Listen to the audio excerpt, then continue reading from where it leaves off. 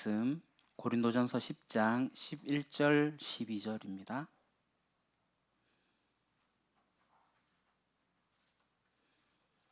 고린도전서 10장 11절 12절입니다.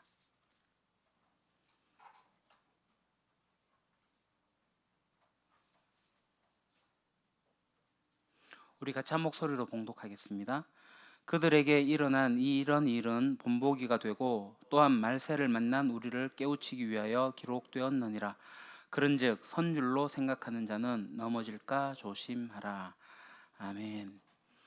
사순절 네 번째 주일입니다. 우리가 사순절을 보내면서 고린도 교회를 오늘 좀 살펴보려고 합니다. 이 고린도 교회의 상황을 보게 되면 오늘 한국 교회의 상황과 매우 비슷해 보입니다. 하나님의 선물을 집중적으로 받았어요. 교회 안에 수많은 성령의 역사들이 일어났던 교회가 바로 고린도 교회입니다. 이렇게 은사도 받고 선물도 받았는데 그에 못지않게 많은 문제를 안고 있었던 교회가 바로 고린도 교회죠.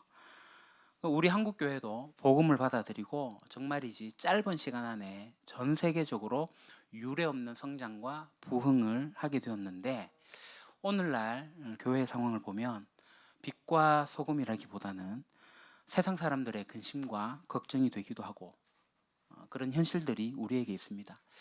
어떤 문제들을 안고 있는 거죠. 마치 이렇게 고린도 교회와 오늘 한국 교회의 상황이 비슷하다, 같다라고 할 수 있겠습니다. 오늘 본문은 이 고린도 교회, 문제 많은 교회에 사도 바울이 이스라엘 40년 광야 생활을 이야기하면서 교훈하는 그러한 내용이 이 고린도전서 10장에 있습니다. 먼저 고린도 10장 1절에 4절에 어떤 일이 있었는지 이야기하는데요. 제가 읽겠습니다. 형제 자매 여러분, 나는 여러분이 이 사실을 알기를 바랍니다. 우리 조상들은 모두 구름의 보호 아래 있었고 바다 가운데를 지나갔습니다. 이렇게 그들은 모두 구름과 바다 속에서 세례를 받아 모세에게 속하게 되었습니다. 그들은 모두 똑같은 신령한 음식을 먹고 모두 똑같은 신령한 물을 마셨습니다. 그들은 자기들과 동행하는 신령한 바위에서 물을 마신 것입니다. 그 바위는 그리스도였습니다. 아멘. 지금 바울이 뭐라고 이야기하고 있냐면 홍해를 지난 사건을 뭐라고 얘기해요? 세례받은 거다. 집단으로 세례받았다. 이렇게 이야기하고 있는 거예요. 자, 출애굽기를 보게 되면 이스라엘이 홍해를 건너간 이후에 이야기하기를 하나님께서 이집트의 소나기에서 벗어나게 해서 우리 모두를 예외 없이 구원하셨다. 이렇게 이야기합니다. 이 출애굽의 사건 이후에 이스라엘은 이제 이집트 바로의 노예가 아니라 이집트에서 고통받는 자가 아니라 하나님과 하나님이 보내신 종 모세를 믿는 그러한 백성이 되었습니다. 그래서 바로 이 사건을 바울은 세례받은 걸로 묘사하고 있어요. 그리고 이제 출애굽하고 홍해를 건너서 광야에 이스라엘이 들어섰는데 그 광야에서 무슨 일이 있었는가? 그들은 하나님으로부터 신령한 음식을 먹게 되었어요. 그것을 성찬이라고 표현을 합니다. 자, 하나님께서 만나와 메추라기를 먹여주셨고 또 목이 마를 때는 바위에서 물이 나게 하셔가지고 물을 마시게 하셨어요. 여기서 이제 먹게 하고 마신다, 이 표현이 우리가 성찬할 때 먹고 마신다, 그것과 똑같은 말입니다. 그러니까 이스라엘이 광야에서 만나와 메추라기로 그냥 배고픔을 해결했다, 식사했다, 이게 아니라 거기에 신령한 의미가 있는데 바로 그것이 40년 광야 생활에 주님이 함께 계셨다라는 거예요. 반석이신 주님께서 그들과 함께 계속 계셨다고 바울은 이야기하고 있습니다.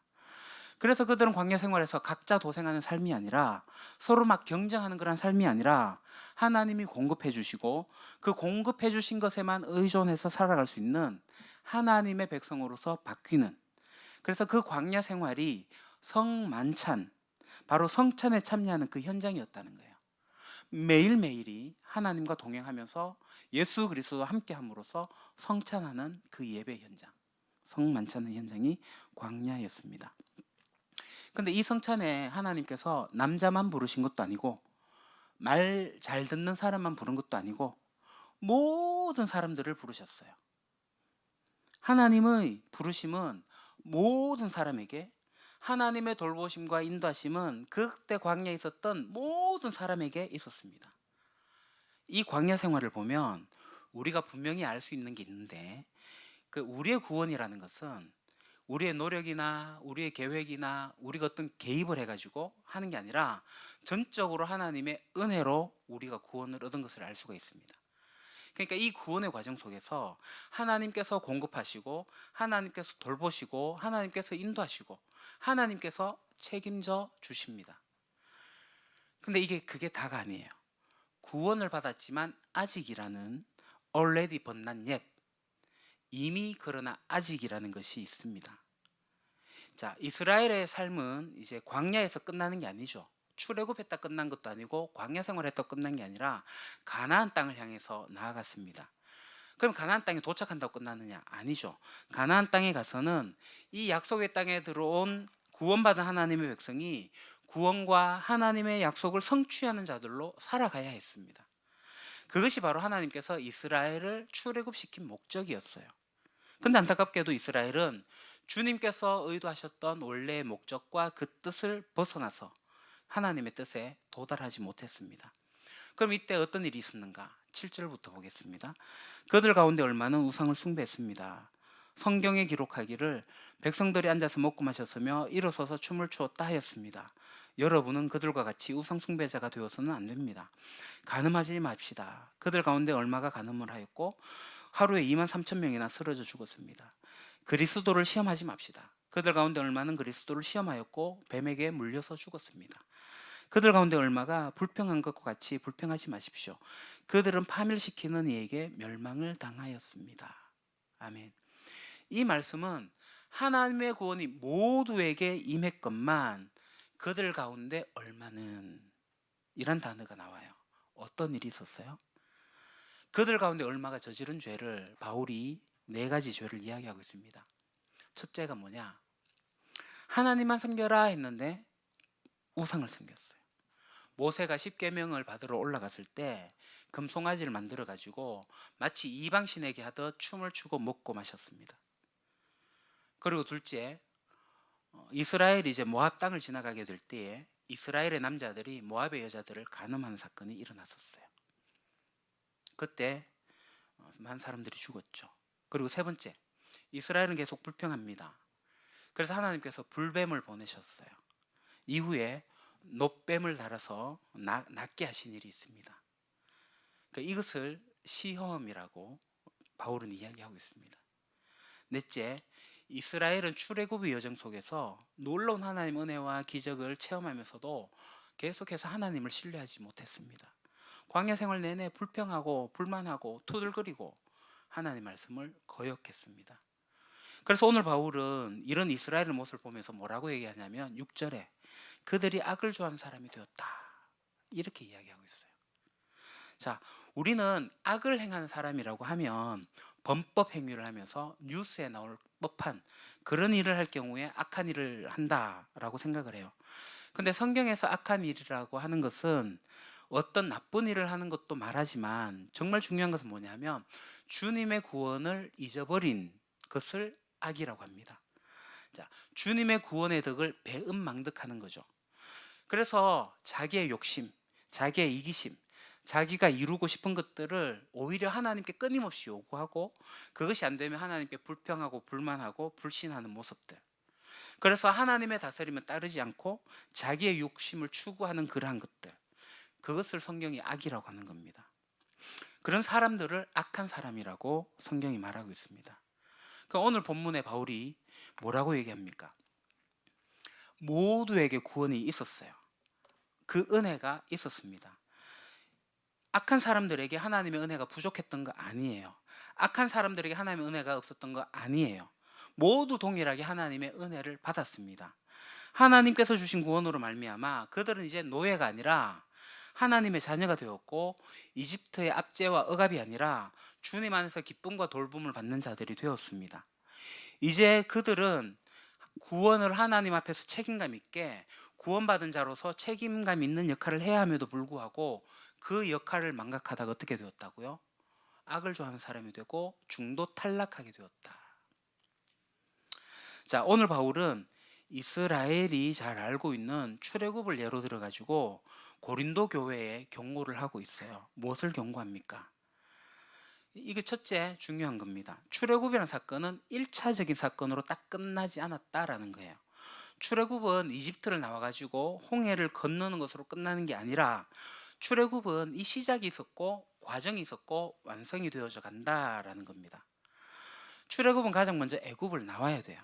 몸의 출발이라고 할 수 있습니다. 더 이상 노예가 아니라 하나님의 자녀가 되는 거죠. 그러면서 이스라엘은 세례를 받고요. 하나님이 주인이라고 이야기하고요. 구원의 확신도 가지고 있고요. 택한 백성이라는 믿음도 있었습니다. 오늘날 우리 얘기로 표현을 하면 하나님께서 나를 사랑하셔. 그래서 내가 아이처럼 배가 고파요 하면 이거 해주세요 하면 하나님께서 나를 사랑하시고 나를 돌봐주시니까 나에게 힘이 되시는 분이니까 그래서 하나님은 나를 위해서 존재하는 분이야 라는 것에서 출발을 해요. 구원의 시작은 그렇게 시작할 수가 있습니다. 근데 이게 끝이 아니에요. 그 다음 단계가 있습니다. 이 몸의 출애굽이 되었다면 그 다음에 정신의 출애굽, 우리 마음의 출애굽, 생각의 출애굽, 우리 영혼의 출애굽이 있어야 돼요. 그것이 바로 우리의 구원을 완성해 나가는 길입니다. 자, 하나님은 이스라엘을 출애굽시켜 놓고 이제 너희 마음대로 살아라 이게 아니라 하나님 백성답게 살아라고 율례도 주시고 하나님 백성답게 하나님의 다스림을 받아라 라고 하셨어요.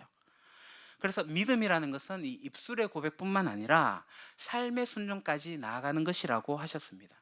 이게 이제 구원의 여정이고 성장이 있다는 것을 하나님이 가르쳐 주셨어요. 이제 중요한 것은 하나님이 날 사랑하셔가 아니라 그것을 출발해서 나를 위해서 하나님이 존재하시는 줄 알았는데 이제 내가 어떻게 해야 하나님을 위해서 하나님의 백성으로 살아갈 수 있을까 고민하는 단계까지 나아가는 거예요. 그러면 나의 삶의 목적이 무엇이고 나의 부르심이 무엇인가 거기까지 가야죠. 생각해야죠. 그럼 내가 어떤 책임을 해야 되고 내가 어떤 순종을 해야 할 것인가 이거 고민하고 배워야 됩니다. 이스라엘이 이제 출애굽해가지고 가나안 땅에 도착을 해요. 가나안 땅에 도착하면 끝이에요? 아니죠. 가나안 땅에 도착해가지고도 하나님께서 주신 미션이 있었어요. 뭐예요?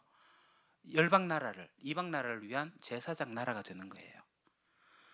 여전히 하나님을 모르고 고통받는 세상 가운데서 하나님을 드러내는 나라, 그런 공동체가 되라고 하셨습니다.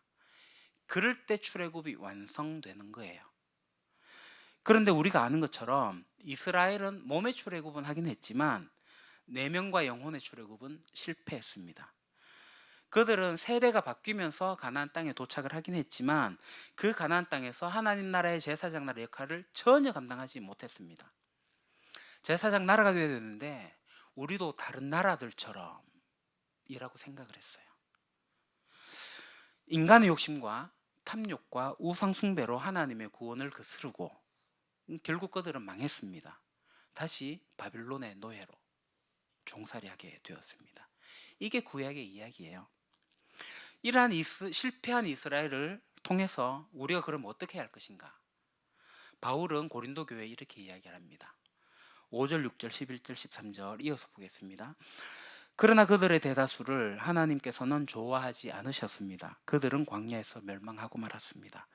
이런 일들은 우리 조상들이 악을 좋아한 것과 같이 우리가 악을 좋아하는 사람이 되어서는 안 된다는 것을 우리에게 가르쳐주는 본보기가 되었습니다. 이런 일들이 그들에게 일어난 것은 본보기가 되게 하려는 것이며 그것들이 기록된 것은 말세를 만난 우리에게 경고가 되게 하려는 것입니다. 그러므로 서 있다고 생각하는 사람은 넘어지지 않도록 조심하십시오. 여러분은 사람이 흔히 겪는 시련 밖에 다른 시련을 당한 적이 없습니다. 하나님은 신실하십니다. 여러분이 감당할 수 있는 능력 이상으로 시련을 겪는 것을 하나님은 허락하지 않으십니다. 하나님께서는 시련과 함께 그것을 벗어날 길도 마련해 주셔서 여러분이 그 시련을 견디어낼 수 있게 해주십니다. 아멘. 오늘 바울은 이 이스라엘 40년의 광야 생활을 실패라고 이야기하면서 본보기로 삼아라라고 했습니다. 경고등으로 삼아라는 겁니다. 우리가 운전을 하다 보면 공사 중 이런 팻말 같은 거 보지 않습니까? 그거 보면 어떻게 해야 돼요? 멈추거나 돌아가거나 해야 돼요.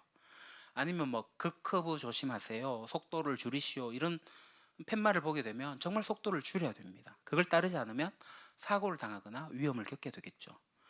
이 경고등을 무시하는 것은 다 본인 자기의 책임입니다. 그래서 오늘 말씀하시는 것이 뭐냐면, 우리가 구원을 받았는데 이 출애굽의 은혜에만 머물러선 안 된다는 거예요. 이 중도 탈락이 있다는 거예요. 우리의 구원에 있어서도 중도 탈락이 있습니다.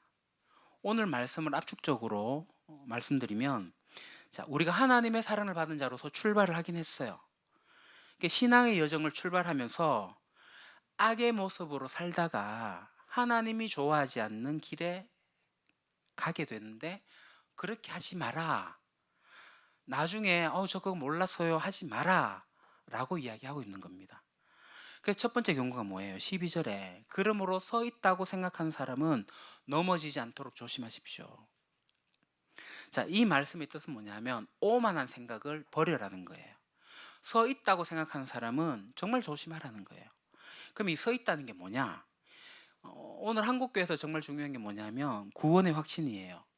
구원의 확신이 있습니까? 라고 물었을 때 저 잘 모르겠어요 라고 하면 믿음이 없는 사람으로 되죠. 그래서 구원의 확신을 교회 안에서 굉장히 중요하게 생각했어요.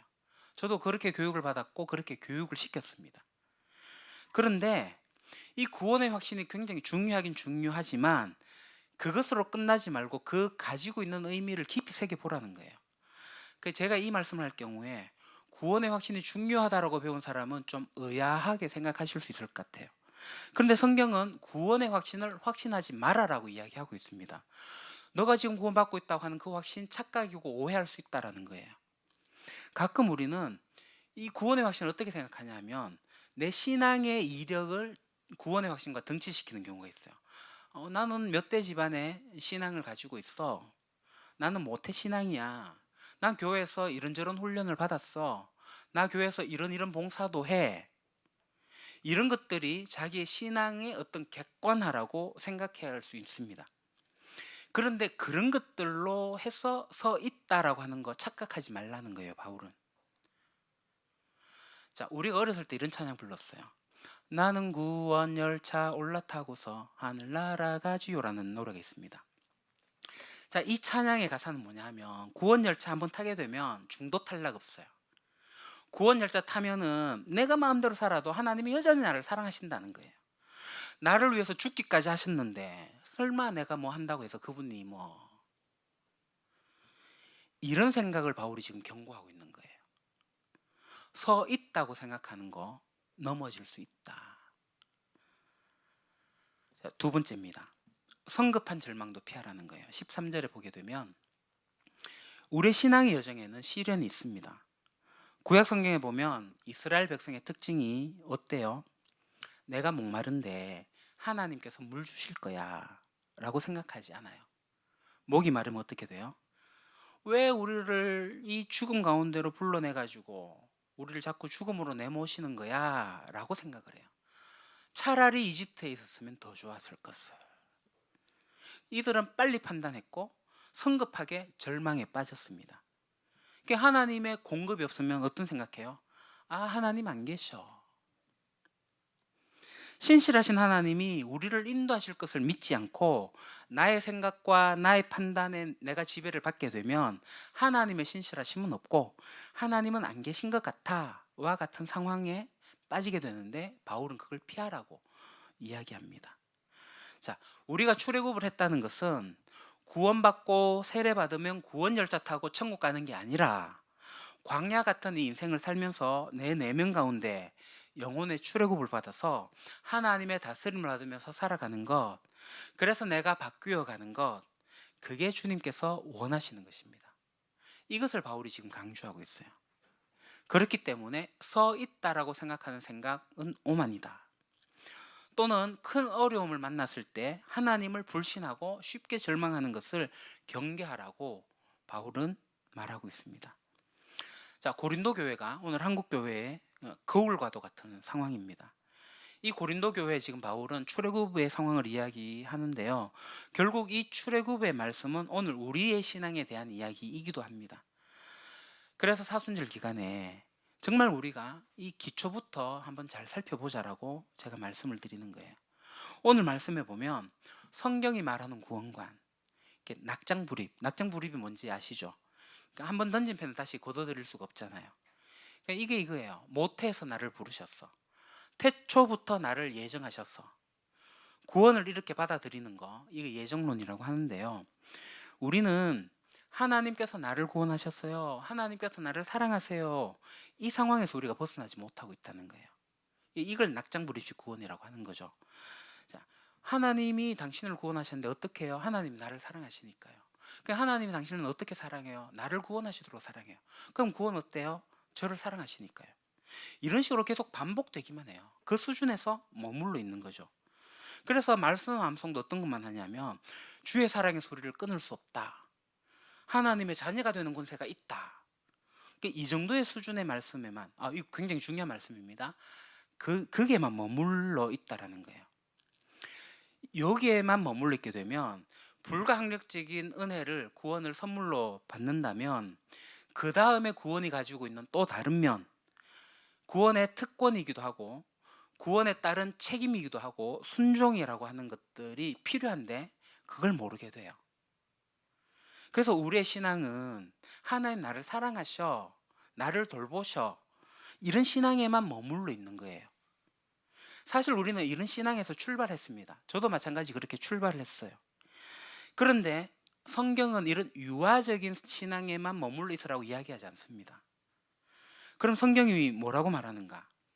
우리가 어릴 때 받은, 그러니까 유아적 신앙으로 받은 구원받을 때의 감격, 저 세례 받았어요, 하나님의 백성이 되었어요, 하나님의 자녀가 되었어요, 하나님의 가족이 되었어요, 이것은 구원의 종착지가 아니라 출발지라는 거예요. 출발지. 이건 마치 결혼식과 같습니다. 주례자가 묻잖아요. 검은 머리가 팥뿌리가 되도록 죽을 때까지 사랑하겠습니까? 그러면 신랑 신부가 예 하죠. 작게 얘기하면 더 큰 소리로 얘기하라고. 그럼 예 하고 크게 이야기합니다. 자, 그럼 이 신랑 신부의 고백, 이게 큰 소리로 예 하고 한다 해가지고 결혼 생활이 잘 유지되냐고요. 우리가 많은 사람 앞에서 큰 소리로 다짐한다고 해가지고 그게 결혼 생활이 유지가 되냐고요. 우리의 고백과 결단이 중요하긴 하지만 그 다짐보다 더 중요한 것은 뭐냐면, 결혼은 결국 서로 가꾸고 돌보고 책임지고 희생하고 사랑하면서 결혼 생활이 완성되어 가듯이 신앙도 마찬가지예요. 주님을 믿습니다. 주님을 사랑합니다. 주님의 사랑을 믿습니다. 그 고백까지 하고 나서 주님의 다스림에 순종하고 하나님의 백성으로서 책임을 다하여서 살아가는 나가는 것까지, 이게 우리의 신앙 여정에 반드시 필요하다는 거예요.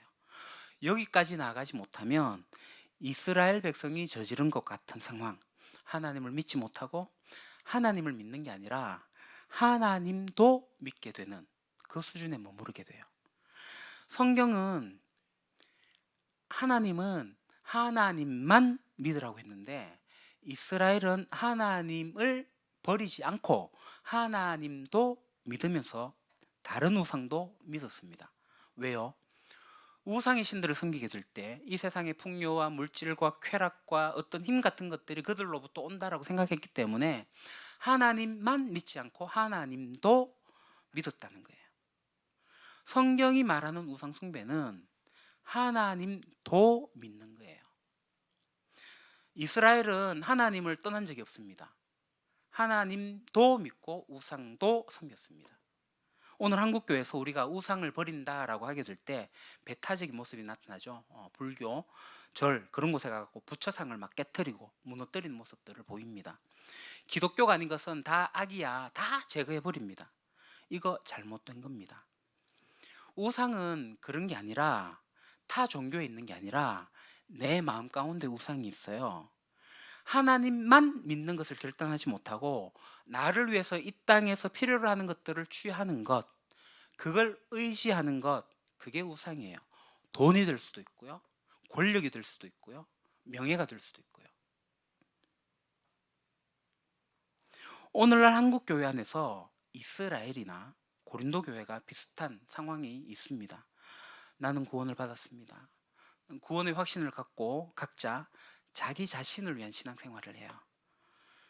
그러다 보면은 교회 안에서 주님의 몸된 교회를 이루려고 하지 않아요.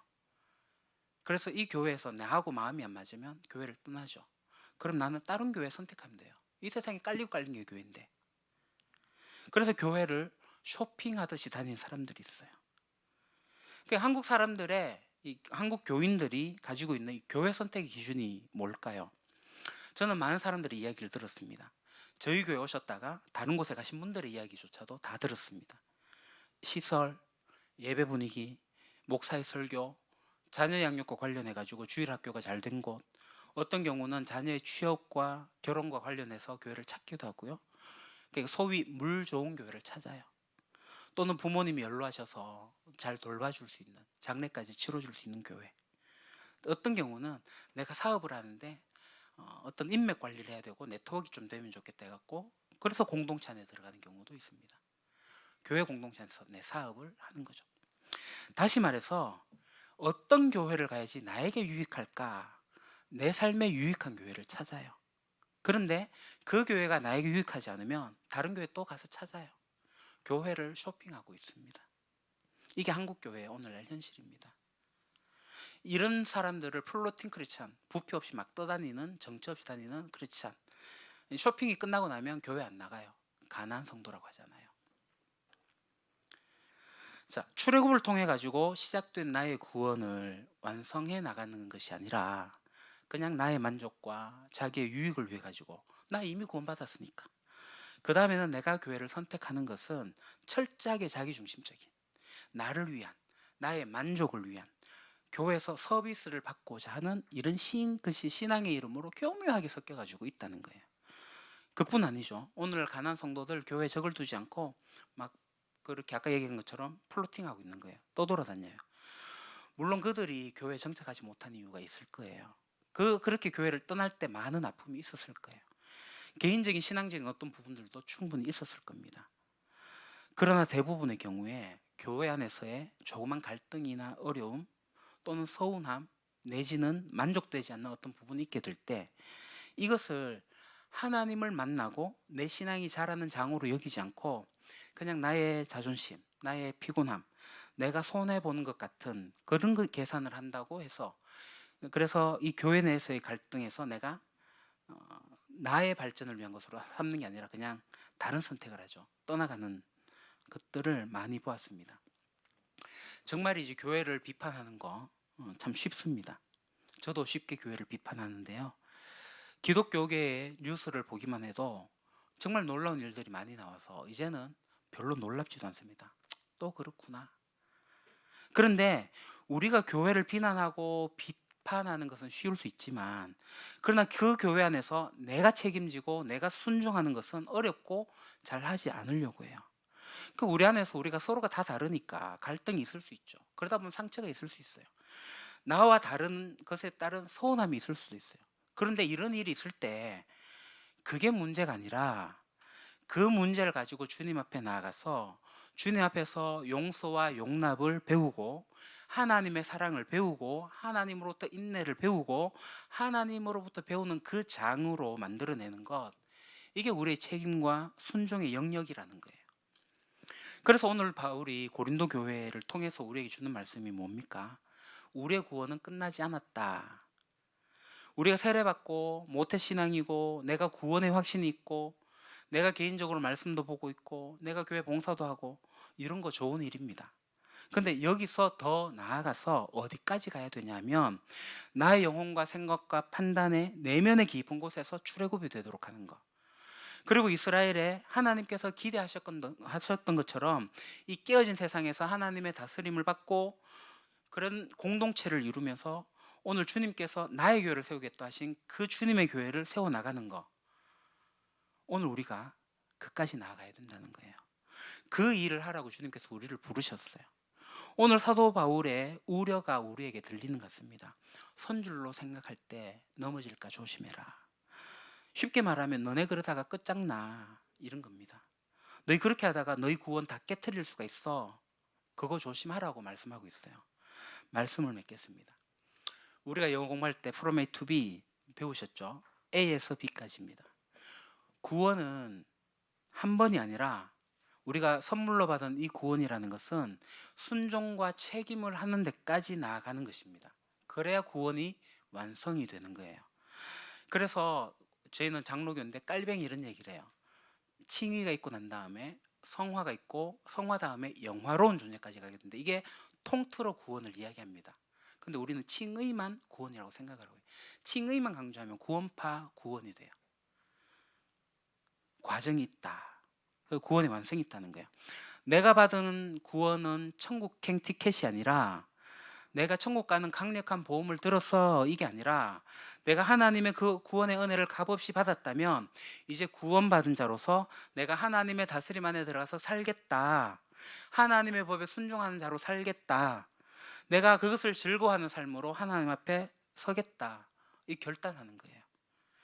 근데 이게 그럼 혼자서 가능한 일인가? 아닙니다. 그래서 우리가 공동체로 모이는 거예요. 교회로 모이는 겁니다. 우리가 같이 훈련하고 같이 독려하고 같이 구역 생활하는 거예요. 그래서 우리가 풍산 첫 나눔 모임도 하려고 하는 거예요. 풍산 첫 나눔 모임은 오늘까지 신청받습니다. 신청해 주시기 바랍니다. 이러한 모임들 속에서 서로 배우는 일들 속에서 우리가 자라나요. 혼자 신앙생활하면 잘 자라나지 않습니다. 공동체 안에서 부대끼면서 관계 속에서 우리의 사랑이 자라고 우리의 구원이 자라나요. 공동체를 생각하면서 내가 할 일도 찾아가는 거예요. 지난주에 우리 은퇴 권사님, 신순덕 권사님, 김정숙 권사님, 김መል순 권사님 노실 갑자기 1층 청소 다 하시고 화장실 청소까지 하셨어요. 김말순 권사님께서 1층에 이불 가져가다가 빨래 하시다가 허리 다치셨어요. 저는 참 고맙기도 하고 송구스럽기도 해요. 공동체를 위한 이 마음들이. 그리고 보이지 않는 곳에서 정말 여러분들이 애쓰고 있는 것도 저 다 알고 있습니다. 그 공동체 가운데 공동체 생활하는 것. 주님께서 이 일을 하라고 우리를 부르셨어요. 구원받은 공동체, 출애굽으로 끝나는 게 아니라 출애굽을 완성하는 공동체, 이 땅 가운데 하나님의 다스림을 보여주는 그런 공동체로 살아가라고 주님은 우리를 부르셨습니다. 이제 사순절 반 정도 지났어요. 4주째입니다. 잠깐 멈춰서서 주님의 고난을 생각하는 정도가 아니라 주님이 왜 나를 구원하셨는지, 그리고 나의 구원이 어디까지 가야 되는지, 그것을 위해서 우리의 지체들과 우리의 마음과 진심을 어떻게 나눠야 될지 같이 고민해보고 또 함께 하나님 앞에 나아가서 기도하는 그런 사순절 기간이 되면 좋겠습니다. 기도하겠습니다. 아버지 하나님, 구원의 시작과 구원의 완성되어 가는 일들을 우리가 봅니다. 우리가 이 구원의 여정에서 공동체 생활을 하면서 하나님의 나라, 하나님의 백성의 삶을 살기를 소망합니다. 하나님이 기뻐하시고 하나님이 선하시고 기뻐하시고 온전하신 그 뜻을 이루어 나가며 살아가기를 소망합니다. 하나님의 백성답게 이 땅을 살면서 회복하는 저희들 되게 하시고 이 공동체 안에서 주의 사랑을 나누게 하여 주시옵소서. 우리를 구원하신 예수 그리스도 이름으로 기도합니다. 아멘.